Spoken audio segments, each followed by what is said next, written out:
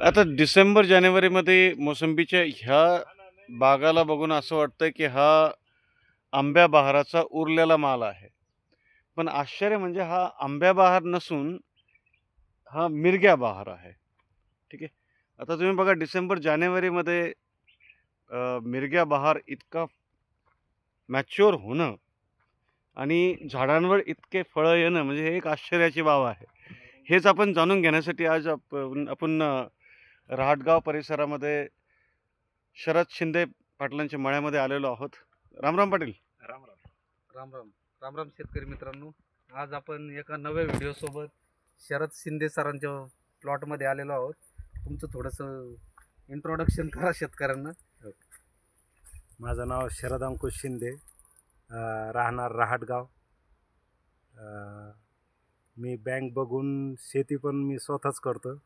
अच्छा, आपली शेती किती आहे सर? शेती सगळी माझी 5 एकर शेती. अच्छा, याच्यात मोसंबी किती आहे आपल्याकडं? आता सगळीच मोसंबीच झालेली माझी पूर्ण. काही फळाची आहे, काही 3 वर्षाची, काही 2 वर्षाची, पण 100% पूर्ण मोसंबीच केलेली. सर, आपण ज्या बागेत आहोत आज, ही बाग आपली किती वर्षातली आहे? म्हणजे झाडाची लागवडीपासून दिवस किती झाले? ही 8.5-9 वर्षाची झाली. आणि सर, मागच्या वर्षी आपण किती माल काढला होता या झाडांवर? याच्यावर 13 टन निघाला. किती झाडं ही मोठी? 150 खोडामध्ये 13 टन. म्हणजे चांगला अवरेज काढताय तुम्ही. 8.5-9 वर्षाच्या झाडामध्ये 150 खोडांमध्ये 13 टन माल. खूप छान अवरेज आहे. आणि सर, मागच्या वर्षी आंब्या कमी फुटला होता का? आंब्या कमी होता आणि मी थोडा ताण द्यायचा प्रयत्न मीच केला त्याला. मला अपेक्षा नव्हती इतका फुटल, पण तो आंब्या बहाराच्या पेक्षा पण जास्त, म्हणजे मिरग बहार इतका जास्त झाला का मला अपेक्षा नव्हती. म्हणजे सर, आता तुम्हाला वाटतं की झाड फळांची क्वालिटी झाली तयार, पण साईज आहो ती संख्याची जास्त खूप झाली. नाही सर, मग याला काहीतरी द्यावं लागेल आपल्याला. साईज साठी द्या त्याला, बरं का.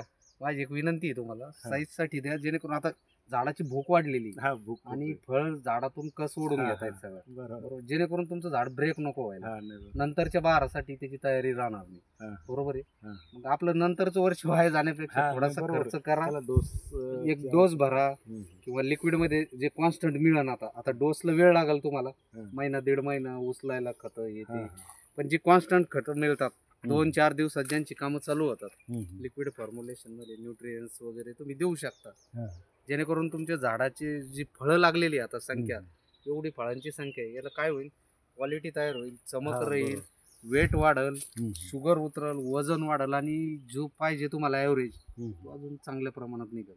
तुम्हाला काय वाटतं? नाही, मी आता 0050 एक 15 दिवसापूर्वी ड्रिपच्या याच्यातनं सोडलं होतं 5 किलो. अच्छा, 0050 आणि स्प्रेमधून पण सोडलेलं आहे.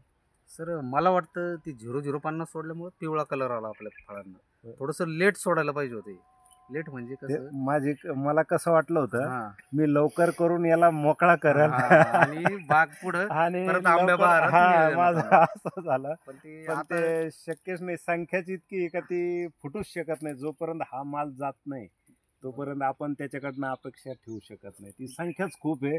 जसं आपण आंब्या बहारचं नियोजन करतो त्याच्यापेक्षा प्रमाण जास्त, म्हणजे माझ्या अपेक्षापेक्षा जास्त, म्हणजे त्याचं पानाचं प्रमाण कमी आणि फळांची संख्या जास्त. अशी मला वाटतं, असं म्हणजे टेका द्यावा लागेल का काय? द्यावंच लागणार, टेकनं लावावंच लागणार. एक तर मला पण वाटतं बरं का सर, आता जे पिवळं झालं ना, कमी साईज मध्ये पिवळं झालं. ते 0050 सोडलं, त्याला थोडस वेळ दिला असता. पण अगोदर फळाची फुगवण, आकार, फुगवण, साईज दिली असती त्याला, नंतर आपण पिवळं 0050 सोडलं असतं, मग त्याच्यामध्ये शुगरही उतरली असती, वेटही वाढलं. आता अंदाजे एका झाडावर तुम्हाला किती किलो फळ दिसतंय? तुमचा अंदाज काय म्हणतो? आता मिरग्याचा तर कधी अंदाज आपण घेत नाही एवढा.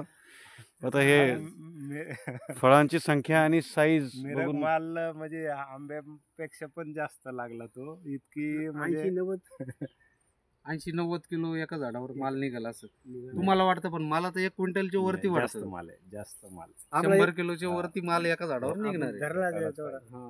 चार गोणे 4 ते 5 गोण्या निघाल्या पाहिजे. म्हणजे तुमचं मागच्या वर्षी 100% आंब्या बहारामध्ये जे नुकसान झालं यावेळेस ते भरून ते निघेल. तो 100% पण निघाल. आता पुढचं नियोजन काय?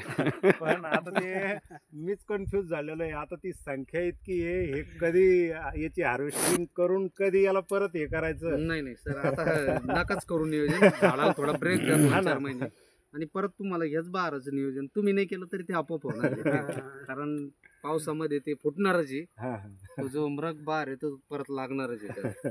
फक्त काय होईल, जर तुम्ही याला थोडंसं लेट केलं हं.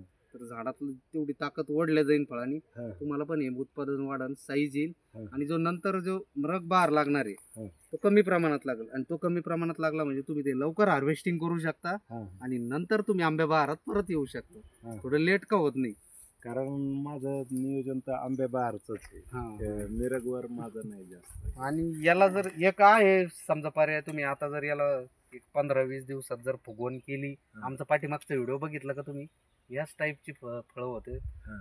राम माने सरांच्या बागेमध्ये, नाणेगावमध्ये आम्ही त्यांना 2च ट्रीटमेंटमध्ये बाग, आता तुम्ही आता सध्या जाऊन बघा, पूर्ण फळ पिवळं होऊन साईज मध्ये आलेलं आहे. आजच म्हणत होते, आजच आमची व्हिजिट झाली त्यांची. आजच आम्ही आता जाणार आहे त्या 3:30 बागेत. वाजता ते वापस म्हटले व्हिजिट आपलं आहे बाग त्यांच्या मळ्यात. काढायला आलेला आहे आपला, हा. एक 8-10 दिवसात काढून आम्ही त्यांचं पण आंब्या बहाराचं नियोजन एका महिन्याचं ब्रेक देऊन करत आहोत. ओके. हा.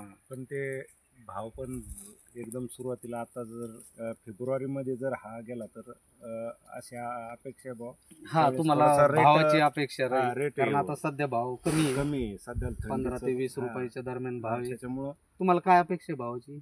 माझ्या मते हा 25 पर्यंत तरी जायला पाहिजे. बरोबर म्हणजे 25-30च्या दरम्यान जर गेला तर त्याचे चांगल्यापैकी पैसे होते. बरोबर. तरी आपल्याकडे पाणी आहे का? पाणी पाणी भरपूर आहे, पण काय होतं, आपण जास्त टेम्परेचर मध्ये गेलं हा, हा. कळी काढणं ते- झाडाला शक्य होत नाही, आता ह्या वर्षी फुटणी माझी न- ते अपेक्षा त्याच्याकडनं ठेवणं चुकीची आहे. बरोबर. खूप म्हणजे त्याच्यावर ऑलरेडीच म्हणजे अपेक्षेपेक्षा वजन जास्त आहे. तेच मग आता तुम्ही काय करायची दम्माने नाही, तुम्हाला ऍक्सिडेंट मध्येच जास्त माल मिळालेला आहे. हा योगायोगानेच आहे. हा. मी इतका अपेक्षा नव्हती ठेवली, पण ते खूप म्हणजे आपण जसं आंबे बहारचं नियोजन करून जितके फूट काढतो त्याच्यापेक्षा पण जास्त निघालेले फूट आहे. अनियोजित फूट आहे. अनियोजित फूट आहे. बरोबर. हे म्हणजे मी नियोजन इतकं नव्हतं केलं, मी थोडी अपेक्षा ठेवली होती. म्हटलं आंब्या कमी निघाला तर मिरग धरू बाबा, बरोबर. म्हणून तानार धरला होता. तर तो म्हणजे जास्त फूट मुळापासून तर शेंड्यापर्यंत सारखा सगळे माल. सगळे फळं लागले. धन्यवाद साहेब. ओके.